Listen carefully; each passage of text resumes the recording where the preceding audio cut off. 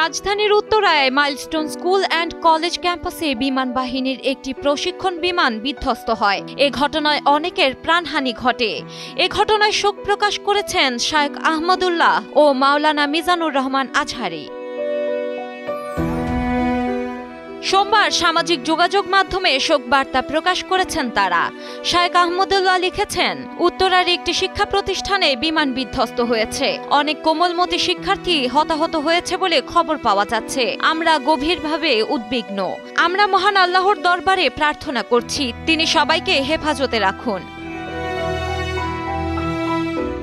দুর্ঘটনাস্থলে ভিড় করে উদ্ধার কাজে বিঘ্ন না ঘটানোর অনুরোধ করেছেন শায়েখ আহমদুল্লাহ। এছাড়াও আশেপাশের হাসপাতালগুলোতে রক্তের প্রয়োজন হলে সবাইকে সহযোগিতার আহ্বান জানিয়েছেন। মাওলানা ডক্টর মিজানুর রহমান আজহারি লিখেছেন, হে আরশের মালিক, উত্তরায় মাইলস্টোন কলেজের উপর প্রশিক্ষণ বিমান বিধ্বস্তের দুর্ঘটনায় আহত ও অগ্নিদগ্ধ সকলের প্রতি আপনি রহম করুন।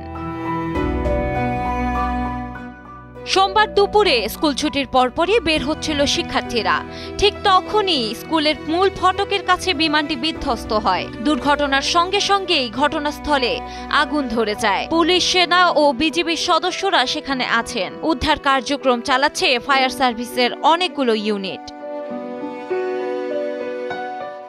সর্বশেষ তথ্য অনুযায়ী ১৯ জন কোমলমতি শিক্ষার্থী নিহত হয়েছেন এবং আহত হয়েছেন প্রায় অর্ধ শতাধিক। আইএসপিআর এর বরাত থেকে জানা যায়, বিমানটি দুপুর ১টা ৬ মিনিটে উড্ডয়ন করার কিছুক্ষণ পরেই বিধ্বস্ত হয়। ডেস্ক রিপোর্ট, সময়ের আলো।